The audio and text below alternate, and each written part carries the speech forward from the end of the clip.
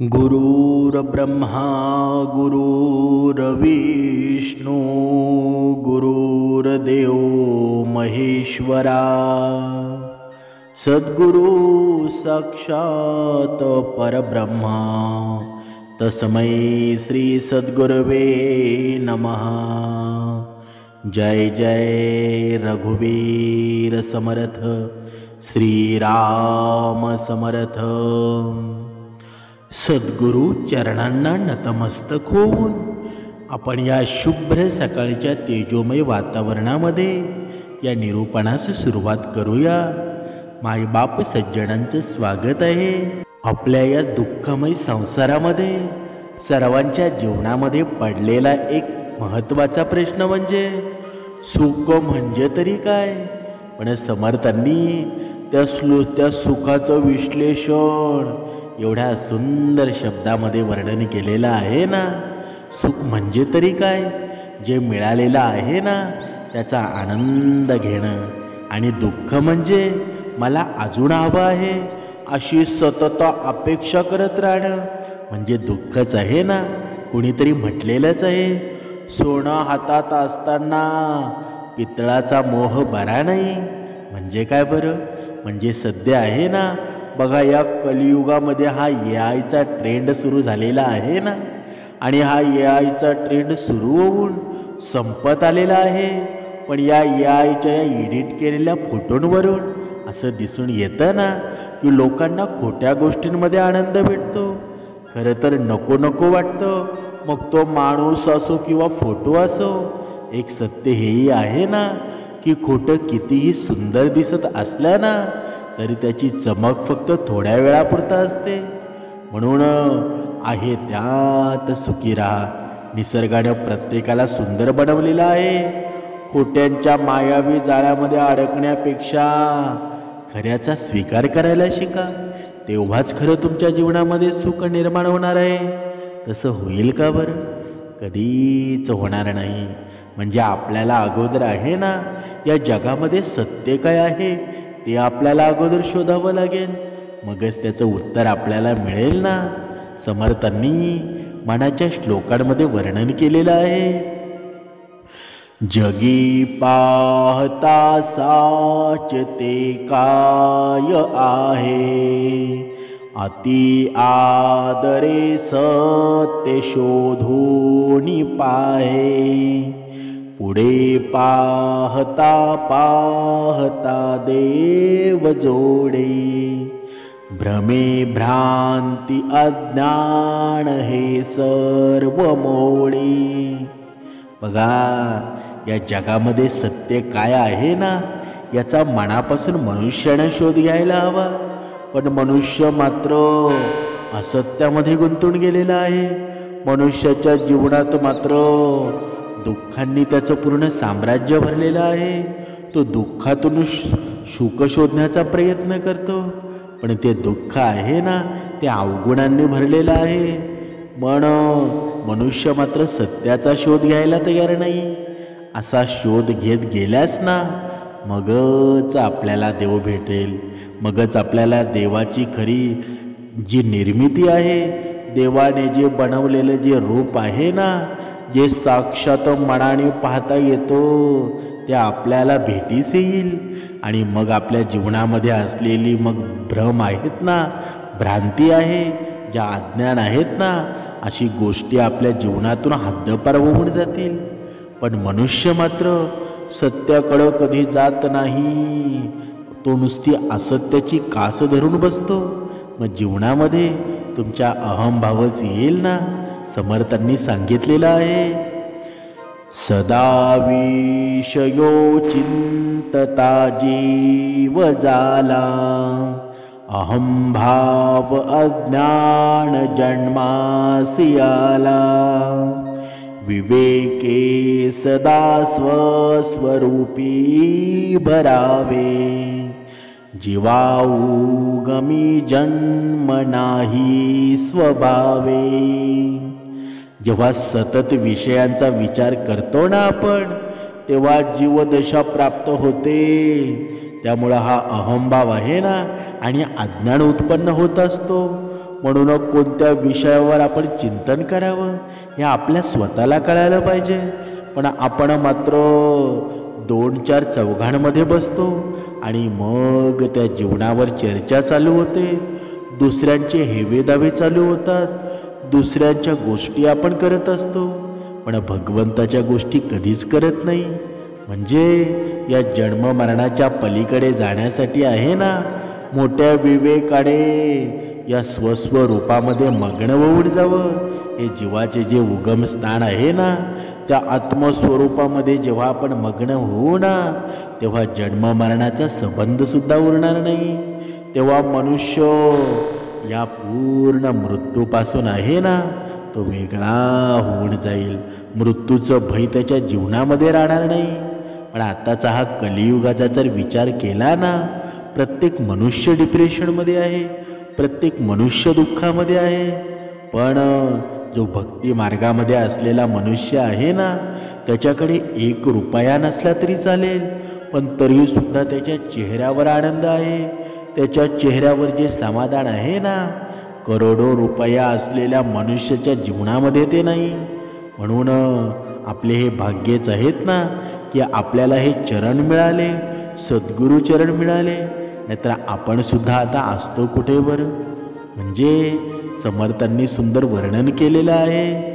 फुटे ना तुटे ना चळे ना ढळे ना, सदा संचले मी पणे ते कळेना.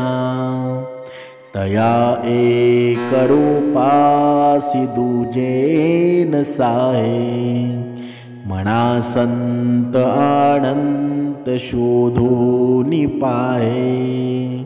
म्हणजे या आत्मवस्तू आहे ना, ही कधीच फुटत नाही, कधी तुटत सुद्धा नाही, कधी ढळत सुद्धा नाही आणि विचलित होत नाही.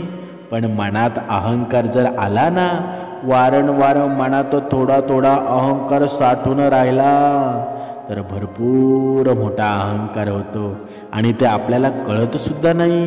ती एकमेव वस्तू आहे, ते द्वैत भाव सहन होत नाही. म्हणून जे शाश्वत आहे ना, त्याचा शोध मनुष्याने घ्यायला हवा. पण मनुष्य मात्र त्याचा शोध घेतो का? कधीच घेत नाही. कारण त्याला वारंवार चुक्या कराव्या लागतात, कारण त्याला वारंवार अवगुण करावे लागतात, कारण त्याला वारंवार चोरून चोरून गोष्टी कराव्या लागतात. त्याला वाटतं की मला पाहणारा कोणी नाही. पण भगवंत आहे ना, त्याने तुला निर्माणच केलेलं आहे. मग तो तुला पाहिल्याशिवाय राहील का बरं?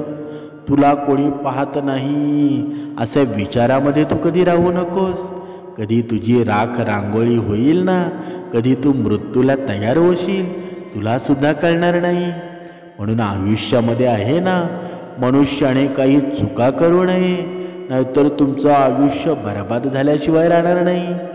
समर्थांनी सांगितलेलं आहे ना, हा आयुष्याचा समतोल साधण्यासाठी आहे ना, कोणत्या चुका आपण आयुष्यामध्ये करायला नाही पाहिजे. म्हणजे आयुष्य जगत असताना आहे ना, नेहमी आनंदी आणि भरभरून जगलं पाहिजे. आपल्या या आयुष्यामध्ये आपल्याला यश, संपत्ती, चांगलं नाव जर हवं असेल ना, तर मनुष्यानं आहे ना, या मानसिक त्रासापासून दूर व्हायला हवं. आणि ते दूर आपण होऊ कधी? जेव्हा आपण भगवंतरूपी नामस्मरणामध्ये जाऊ, दत्तगुरूंच्या चरणामध्ये लीन होऊ, तेव्हा आपल्याला सद्गुरू कृपा होईल ना. तशी होईल का बरं? आजपर्यंत आपण किती देव बदलले, किती देवांचं नामस्मरण केलं, किती जेव्हा दुःख येईल तेव्हा दुसरा देव पाहिला.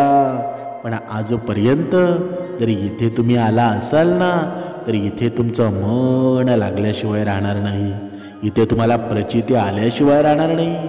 कारण हे सत्य आहे. त्रिदेव आहेत ना, ब्रह्मा, विष्णू, महेश, आणि हे दत्तगुरू आहेत. या दत्तगुरूंचा आशीर्वाद आहे ना, ही कृपादृष्टी आहे, तुमच्या प्रत्येक प्रश्नाचं मूळ आहे. म्हणून पहिली गोष्ट, आंधळेपणानं कुणावर विश्वास ठेवत जाऊ नका.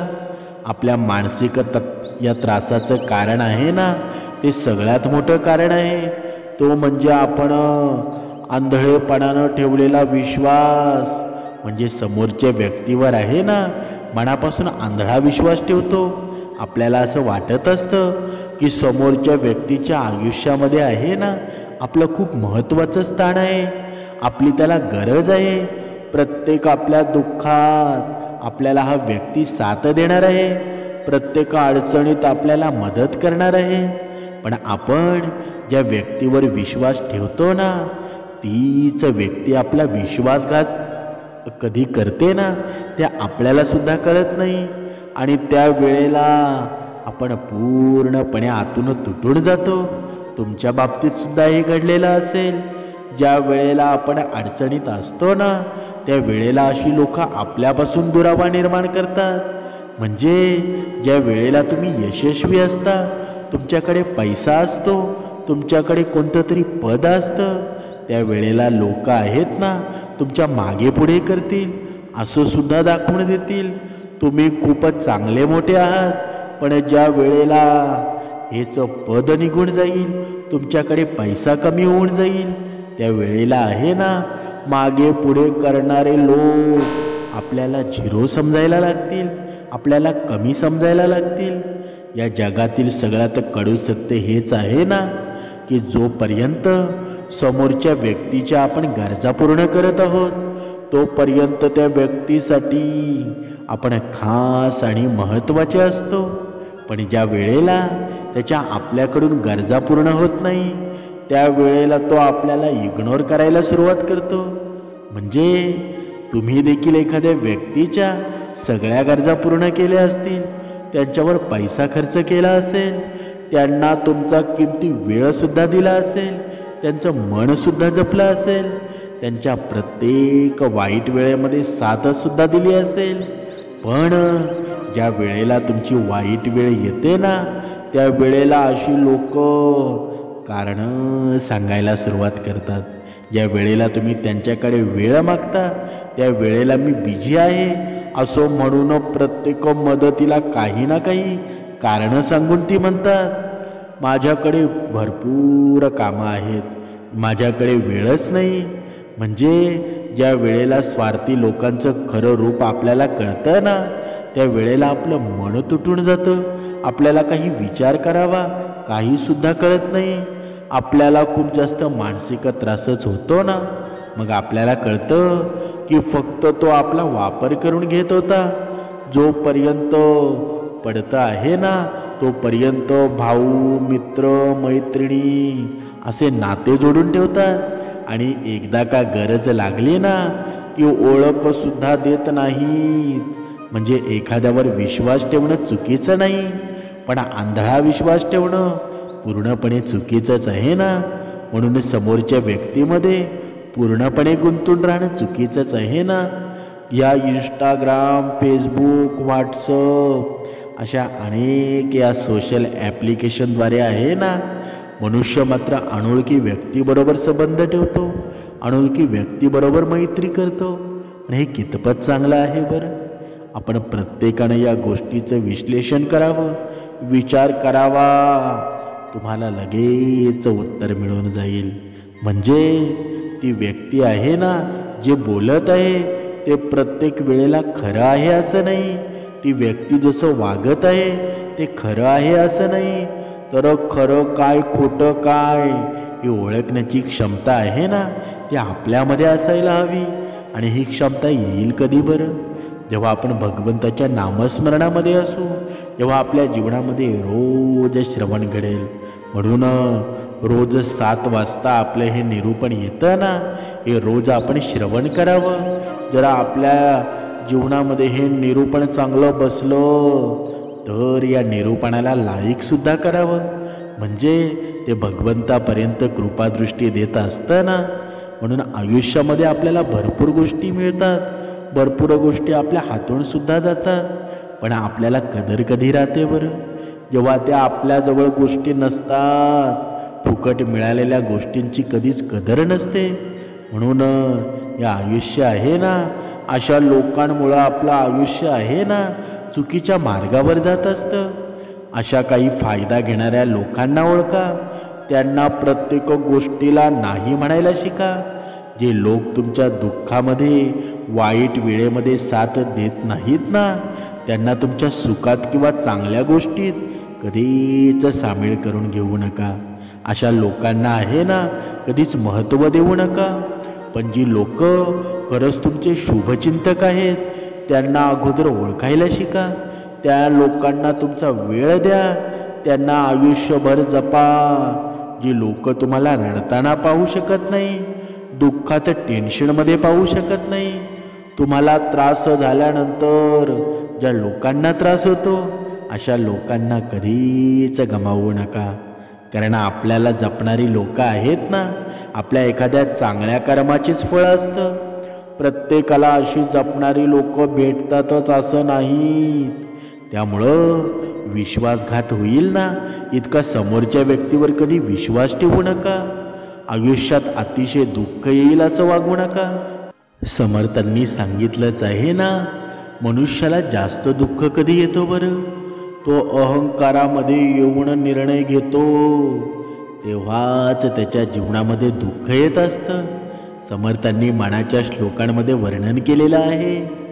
स्वरूपी उदेला अहंकार राहो, तेणे सर्व आच्छादिले ओम पाहो. दिशा पाहतांत ते निशा वाढत आहे, विवेके विचारे विवंचूनी पाहे. म्हणजे या मूळ परमात्म्याच्या स्वरूपात अहंकार उदय पावला ना, त्यामुळं आकाशासारखं अनंत असणारे स्वरूप आहे ना ते झकळून गेलं. जिकडे पाहावे तिकडं अज्ञानाचा अंधार भरून राहिलेला आहे. म्हणून विवेक धारण करून या आत्मस्वरूपाचा शोध घ्यायला हवा. म्हणजेच मनुष्याच्या जीवनातला जो अहंकार आहे ना तो अहंकाराने भरून राहिलेला आहे. त्याला सत्याची वाट सापडत नाही. मग त्याच्या जीवनामध्ये दुःख आल्याशिवाय राहणार आहे का बरं? दुःखाचं सावट निर्माण होईल ना. म्हणूनच समर्थांनी सांगितलेलं आहे, दुसऱ्या मनुष्याला आपण काय सांगावं काय सांगू नये हे आपलंच मन ठरवत असतं ना. म्हणून आपल्या जीवनामध्ये आपण खरी कमाई कशी करतो ना ते कधीच कोणाला सांगू नये.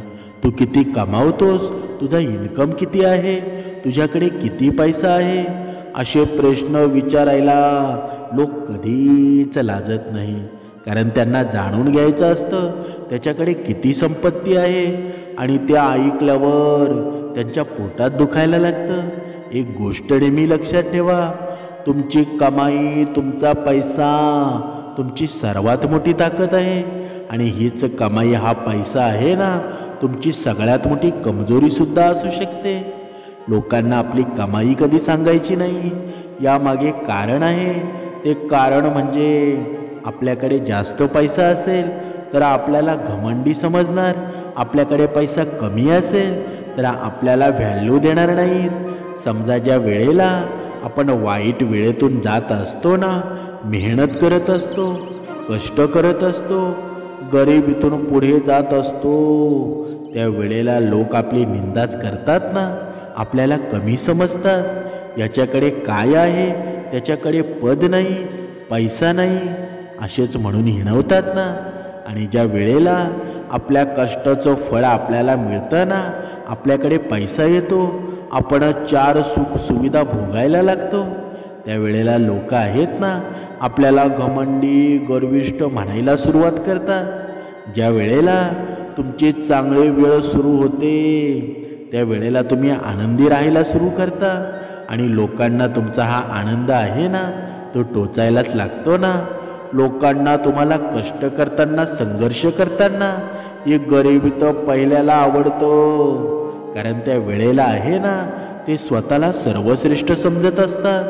पण ज्या वेळेला तुम्ही कष्ट करून, मेहनत करून त्यांच्या पुढे जाताना त्या वेळेला त्यांना जलस निर्माण व्हायला सुरू होते आणि त्यांची वर्तवणूक बदलायला सुरू होते, आपल्यावर खोटे आरोप करायला सुरू करतात.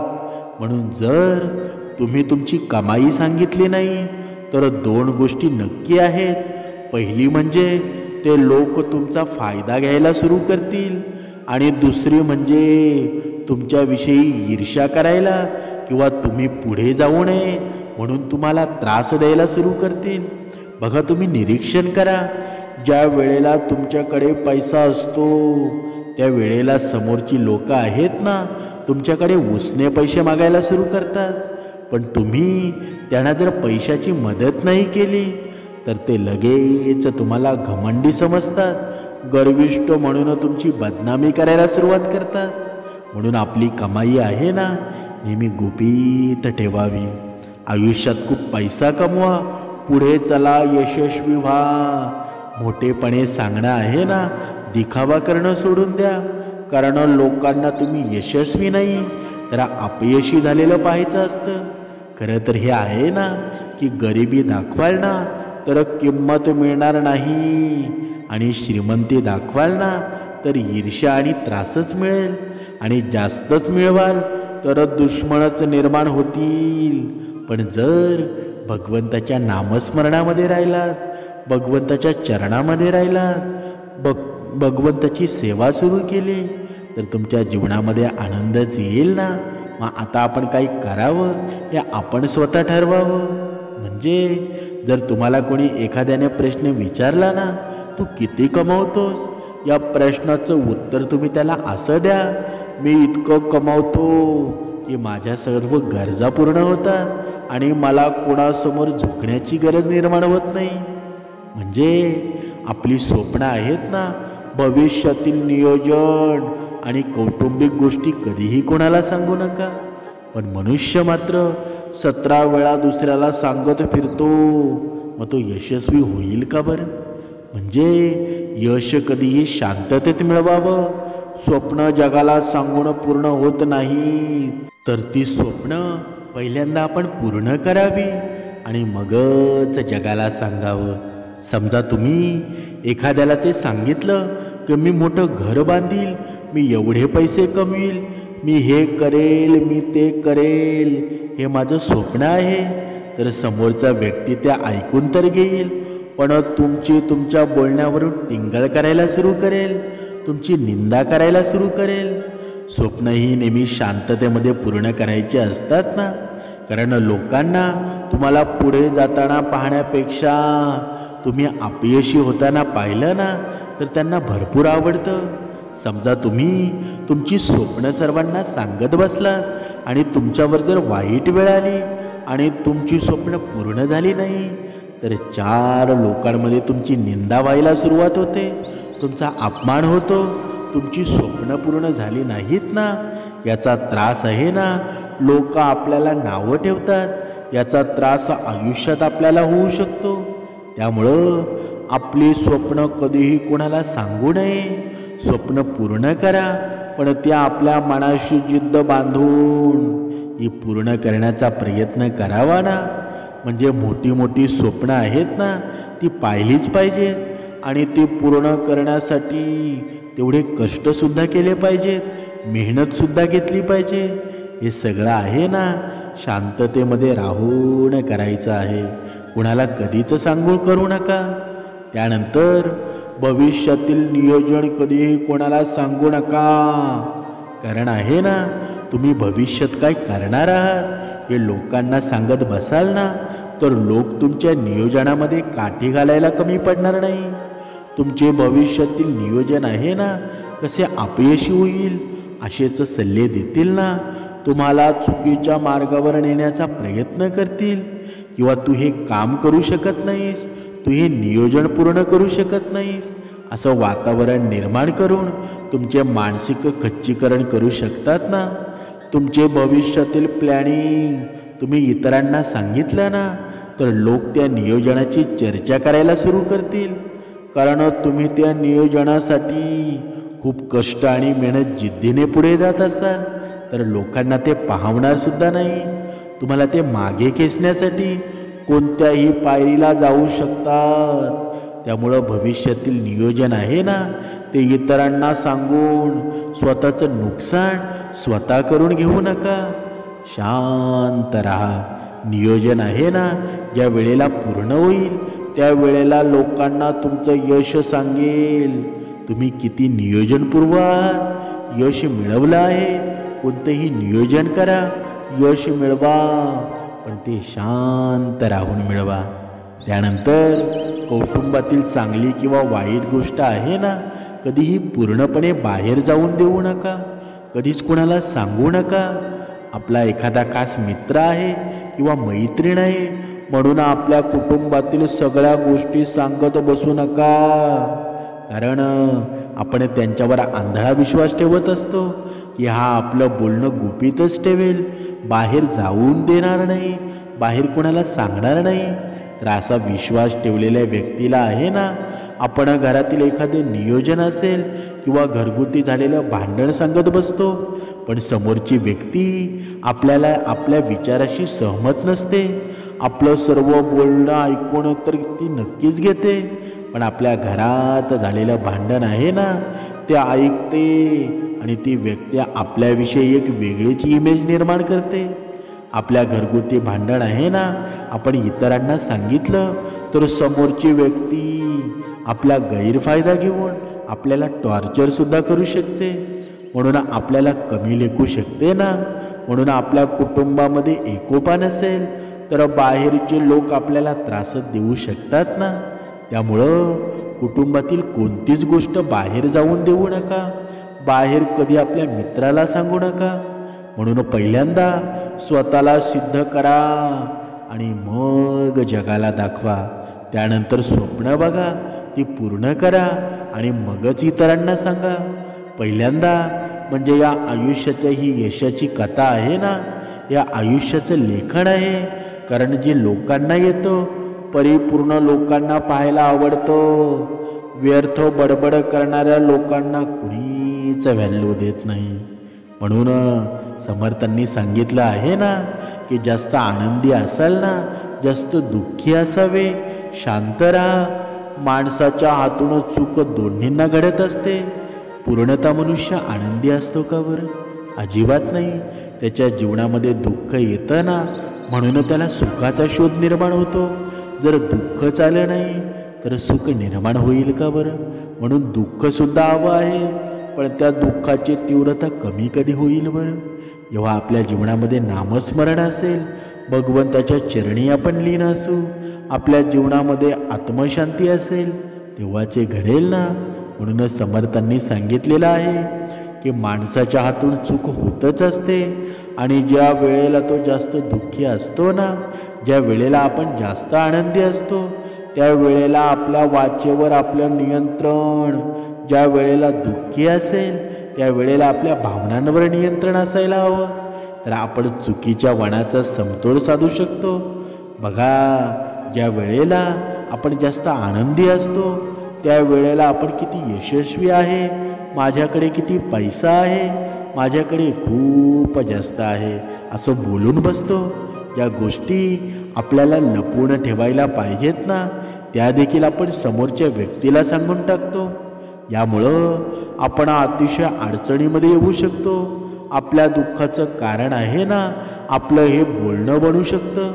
त्याचबरोबर आपण ज्या वेळेला आनंदी असतो ना, त्या वेळेला समोरच्या व्यक्तीला कधीच कोणतं प्रॉमिस करू नका. कारण आपण तो शब्द नंतर नाही पाळला तर आपण खोटारडे म्हणून ओळखले जाऊ ना. आपल्याला समोरच्या व्यक्तीला दिलेला शब्द पाळता येत असेल तर शब्द द्या. नाहीतर आनंदात असेल ना, त्यावेळेला शांत राहणं पसंत करा. त्याचबरोबर आपण ज्या वेळेला दुःखी असतो त्या वेळेला आपल्या भावनांवर नियंत्रण असायला हवं. आपल्या भावना नियंत्रणित असेल तर आपण आपले दुःख सगळ्यांना सांगत फिरतो. इतर लोकांना आपल्याला दुःखात पाहिलं ना तर अतिशय आवडत असतं. हे आपल्याला समजत नाही. आपले हे सगळे बाहेर जाऊन सांगणं आपल्या नुकसानाचं किंवा जास्त दुःखाचं कारण बनू शकतं. म्हणून आपल्याला कशाचं टेन्शन आहे ना, कोणत्या गोष्टीमुळे आपण अपयशी झालो किंवा आपल्याला कोणत्या व्यक्तीकडून जास्त त्रास आहे, या गोष्टी कधीच कोणाला सांगू नका. कारण समोरची व्यक्ती आहे ना, मनात आपल्याबद्दल काही विचार करत आहे हे आपल्याला सुद्धा माहीत नसतं. आपण सहानुभूती बाळगण्यासाठी समोरच्या व्यक्तीला सांगत फिरतो, पण समोरचा व्यक्ती आहे ना, आपल्या तोंडावर एक बोलतो आणि आपल्या पाठीमागे एक बोलत असतो. म्हणून एक गोष्ट लक्षात घ्या की आपला कितीही खास मित्र असेल ना, तरी तो भविष्यात पुढे जाऊन आपला शत्रू बनू शकतो. आणि आपल्या त्रासाचे कारण आहे ना, त्याला जर माहीत असेल तर आपल्याला त्याच गोष्टीवरून टॉर्चरसुद्धा करू शकतो. त्यामुळं आपल्या दुःखाचं कारण कधीच कुणाला सांगू नका. मी तर म्हणतो, आपण ज्या वेळेला दुःखी असो त्या वेळेला आपण भावनांवर नियंत्रण ठेवा. जर आपल्या जीवनामध्ये भावना व्यवस्थित असतील, शांत जर असतील ना, तर आपल्या जीवनामध्ये कधीच दुःख येणार नाही. पहिली गोष्ट म्हणजे विश्वास ठेवू नका. जर तुम्हाला विश्वासच ठेवायचा आहे ना, तर तो भगवंतावर ठेवा, कधीच वाया जाणार नाही. तुमच्या जीवनामध्ये तुम्ही पाहिलेली स्वप्न आहेत ना, ती सुद्धा पूर्ण होतील. म्हणून ब्रह्ममुहूर्तावर उपासना करा. तुमच्या जीवनाचं मूळ आहे ना, हे ब्रह्ममुहूर्तावर मौन धारण करणं आहे. तुमच्या सर्व प्रश्नांची सोडवणूक होईल. तुम्हाला सर्व गोष्टींची उत्तरं मिळतील. जय जय रघुवीर समर्थ.